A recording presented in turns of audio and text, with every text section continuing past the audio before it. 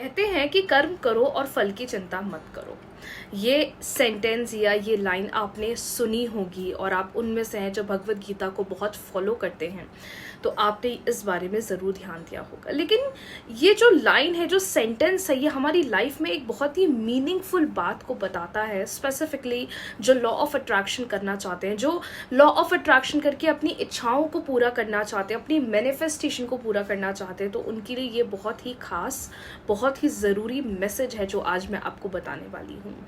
इस दुनिया का सबसे इंपॉर्टेंट उसूल है कि जिसके कर्म अच्छे होते हैं या जो अच्छे कर्म करता है उसको इस दुनिया में सब कुछ मिलता है। जिसकी नीयत बुरी होती है, जो दूसरों के लिए गलत सोचता है, जिसके मन में हमेशा एक लालच भरा रहता है, जिसकी नीयत में हमेशा कुछ ना कुछ गलत बैठा हुआ होता है, वो इस दुनिया में कभी कुछ मैनिफेस्ट नहीं कर पाता। सो आज इससे रिलेटेड मैं आपको एक बात बताने वाली हूँ जो आपके लिए बहुत ज़्यादा खास है, ज़रूरी है। जैसे कि आप लोग लॉ ऑफ अट्रैक्शन प्रैक्टिस कर रहे हो, लॉ ऑफ अट्रैक्शन की बहुत सारी मैनिफेस्टेशन कर रहे हो, लेकिन आपको पता है लॉ ऑफ अट्रैक्शन के साथ भी ऐसे बहुत सारे लॉ हैं जो जुड़े हुए हैं। और आज उसमें से एक सबसे इंपॉर्टेंट लॉ होता है लॉ ऑफ सरेंडर। सरेंडर करना, क्या सरेंडर करना, किसको सरेंडर करना, क्या है सरेंडर करने का इंपॉर्टेंट, क्यों करते हैं हम सरेंडर, आज मैं आपको इस बारे में बताने वाली हूँ। स्पेसिफिकली अगर आप उनमें से हैं जो बहुत सारी मैनिफेस्टेशन कर रहे हैं, टेक्निक्स कर रहे हैं, लेकिन at the end of the day आपको लगता है कि यार मेरे लिए तो कुछ काम कर ही नहीं रहा है, मुझे तो कुछ रिजल्ट मिल ही नहीं रहा है, तो आपके लिए लॉ ऑफ सरेंडर को जानना बहुत ज़्यादा इंपॉर्टेंट है। लॉ ऑफ कर्मा का खास इंपॉर्टेंस तो बहुत है दुनिया में, लेकिन उसके बाद आता है लॉ ऑफ सरेंडर।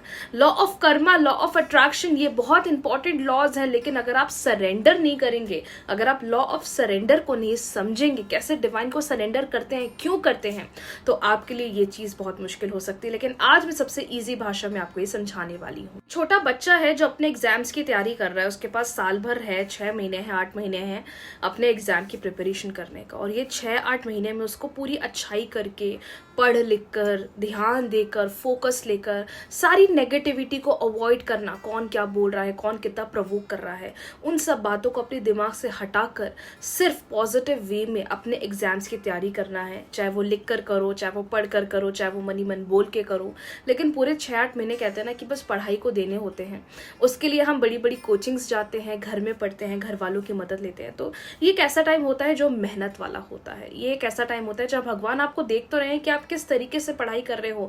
कुछ बच्चे मक्कारी करते हैं, बोल तो रहे हैं कोचिंग जा रहे हैं, लेकिन बंक पे चले जाते हैं। तो हर चीज के मेरिट्स, डीमेरिट्स होते हैं। तो सेम एज वेल एक बच्चा जब अपनी स्कूल की प्रिपरेशन या अपने एग्जाम्स की प्रिपरेशन करता है, तो उसके पास भी एक टाइम फ्रेम रहता है जहां पर वो अपने एग्जाम के लिए दिल लगाकर पढ़ता है, फोकस करता है। के बाद आ जाते हैं मेन एग्जामिनेशन, जहां वो अपना एग्जाम लिखते हैं। जो 6-8 महीने पढ़ा है, अब लिखो तुम्हें क्या आ रहा है, क्या नहीं आ रहा है। फिर इंसान या बेचारा बच्चा वेट करता है अपने रिजल्ट का, और जब रिजल्ट का वेट करता है तो हम सब यही बोलते हैं अब छोड़ दो, अब जो होना होगा हो जाएगा, भगवान के हाथ में, तुमने पूरी मेहनत करी, तुमने पूरा ध्यान दिया, अब ये भगवान के ऊपर है कि क्या आगे होना है, कैसे चीजें होना है।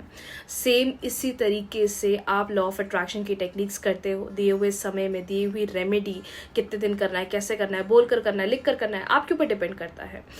उसके बाद जब उसके नतीजे की बात आती है, तो अब हमें डिवाइन पर सरेंडर करना पड़ता है। अगर वो बच्चा दिन भर अपने एग्जाम की टेंशन लेगा, अगर दिन भर वो बच्चा अपने एग्जाम के बारे में सोचेगा कि होगा नहीं होगा, कर पाऊंगा नहीं कर पाऊंगा, वो ऑलरेडी एक नेगेटिविटी को मैनिफेस्ट कर रहा है। लेकिन जहां उसके पास एक समय है कि नहीं, मुझे पूरी मेहनत करना है, इतने समय पढ़ाई करना है, उसके बाद बस मुझे भगवान पर अपनी मेहनत छोड़ देना है, इसी चीज को कहते हैं सरेंडर करना, भगवान पर छोड़ देना, यूनिवर्स पर छोड़ देना कि अब आगे क्या हो। बहुत सारे बच्चे ऐसे भी होते हैं जब रिजल्ट आता है, अब बता दो, अब कर लेता हूँ, अब प्रिपरेशन कर लेता हूँ, अब ध्यान दे देता हूँ, मतलब बहुत सारे थॉट प्रोसेस चलते हैं। सेम ऐसे ही आप लोगों की लाइफ में आप लोग टेक्निक्स करते हो, रिचुअल्स करते हो, 21 दिन करते हो, 45 दिन करते हो, 3 महीने करते हो, फिर आप एक समय आता है जब आपको लगता है, आपका दिल बोलता है अब डिवाइन को सरेंडर कर दो, अब भगवान पर छोड़ दो, अब मुझे मैनिफेस्टेशन करने की जरूरत ही नहीं है, अब मुझे भगवान पर चीजों को छोड़ देना है।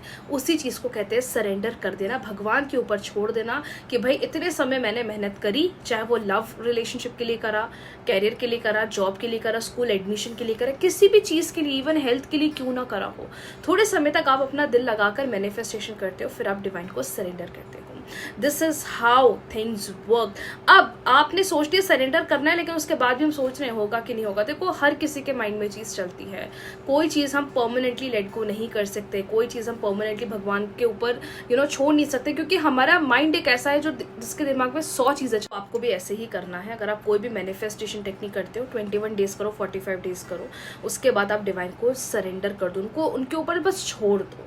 This is how law of surrender work. अब पता क्या होता है, हम कहते हैं हाँ ठीक है हमने छोड़ तो दिया है भगवान पर, लेकिन अभी भी डाउटफुल है, होगा नहीं होगा, पता नहीं चीज़ें काम करेंगी नहीं करेंगी, तो फिर आप गलत कर रहे हो, आप बहुत बड़ी गलती कर रहे हो। So this is how law of attraction work. और लॉ ऑफ अट्रैक्शन के साथ बहुत सारे लॉज अटैच्ड हैं, जुड़े हुए हैं, जिसमें सबसे इंपॉर्टेंट लॉ होता है लॉ ऑफ सरेंडर, जो बोलता है कि आपको सब कुछ डिवाइन पे छोड़ देना है, सब कुछ उन पर बस सौंप देना है कि बस आपको करना है। मुझे जितना करना था, मुझे जितनी मेहनत करनी थी मैंने कर ली, अब आगे चीज़ें कैसी होंगी, कैसे बेहतर होंगी, कैसे अच्छी होंगी, अब वो आपको करना है। तो आप सब लोग जो लोग लॉ ऑफ अट्रैक्शन करते हैं लेकिन बस दिन रात रेमेडीज करते जा रहे, 3 महीने बाद भी 21 दिन बाद भी करते जा रहे, और ये सोच रहे हैं मेरे लिए तो कुछ हो ही नहीं रहा, मेरे लिए तो कुछ काम नहीं कर रहा, तो आप एक बहुत नहीं बहुत बड़ी गलती कर रहे हो। एक बात भी है मैम, हम सरेंडर तो कर देते लेकिन दिमाग में तो थॉट आ जाता है, हम रेमेडीज तो करते जहाँ हम उसको थोड़ी देर के लिए छोड़ देते लेकिन दिमाग में वो थॉट प्रोसेस तो चलता है। उस समय आप बस अपने मन ही मन में बोला करो कि मेरा वो काम हो रहा है, मेरी वो चीज हो रही है। ये यूनिवर्स को ये मत बोलो कब होगा, कैसे होगा, होगा कि नहीं होगा, ये माइंडसेट नहीं बनाना है। आपको ये बोलना है कि मेरा हर काम पॉजिटिवली हो रहा है, मुझे हर चीज में अच्छा नतीजा मिल रहा है। पॉजिटिव वे में बोलो, मेरी मैनिफेस्टेशन पूरी हो गई है, ऐसे करके बोलो। बस डाउटफुल नहीं रहना है। जो जितना डाउटफुल रहेगा, जो जितना अनक्लियर रहेगा, उसके लिए मैनिफेस्टेशन नहीं होगी। लॉ ऑफ सरेंडर तब करना चाहिए जब आप बिल्कुल हार चुके हो, सब कुछ कर लिया है, आपको किसी चीज का नतीजा नहीं मिल रहा है, तब आपको रेमेडी या ये तरीका, ये इस वाले लॉ पर वर्क करना चाहिए। और मैं तो हर एक इंसान से कहती हूँ 21 दिन के बाद भी, अगर 45 दिन के बाद भी आप उस रेमेडी को घसीट रहे हो, करते जा रहे हो, है नो, बिगनर्स को मैं कहती हूँ कि ज्यादा कर लो, क्योंकि अभी आपकी हैबिट बनेगी, धीरे धीरे आपका माइंड प्रोग्राम करेगा, रिजल्ट। लॉ ऑफ सरेंडर आप लोग के लिए बहुत इंपॉर्टेंट है। जब तक आप भगवान को चीजें सरेंडर नहीं करोगे, तब तक आप यूनिवर्स को चीजें सरेंडर नहीं करोगे, आपको रिजल्ट नहीं मिलेंगे। और सरेंडर करने का सबसे बड़ा एडवांटेज भी ये होता है कि हम अपने माइंड से ना सारी नेगेटिविटी को रिलीज करके यूनिवर्स पर ट्रस्ट बनाकर, भरोसा करके उन पर छोड़ देते हैं। अब आगे क्या करना है, कैसे करना है, कैसे चीजें होना है, वो सब उनके ऊपर डिपेंड करता है। तो बस आप पॉजिटिव रहिए, अपने कर्म पर ध्यान दीजिए, अपने आप को पॉजिटिव रखिए, पॉजिटिव माइंडसेट बनाकर चलिए, आपको हर चीज का रिजल्ट मिलेगा। So this is how law of surrender work. अगर आप कोई रेमेडी कर रहे हैं 21 दिन तक, 45 दिन तक करो, फिर लेट गो कर दो। आपका मन नहीं अभी हम प्रोसेस नहीं कर पा रहे हैं, अभी भी डाउटफुल है, अब थोड़ा और ज्यादा कर लो, 3 मंथ्स तक कर लो, कोई दिक्कत नहीं है। लेकिन अब आप 1-1 साल तक कर रहे हो तो ये गलत बात है। 3 मंथ्स तक कर लो, या मैं तो बोलूंगी 2 मंथ्स तक कर लो, डिपेंड्स अपॉन यू। लेकिन उसके बाद 3 मंथ्स के बाद भी आप उसको लेट गो कर दो, डिवाइन पर छोड़ दो। उसके बाद भी अगर आप उस पर काम कर रहे हो तो ये बहुत बड़ी गलती है। राधे राधे।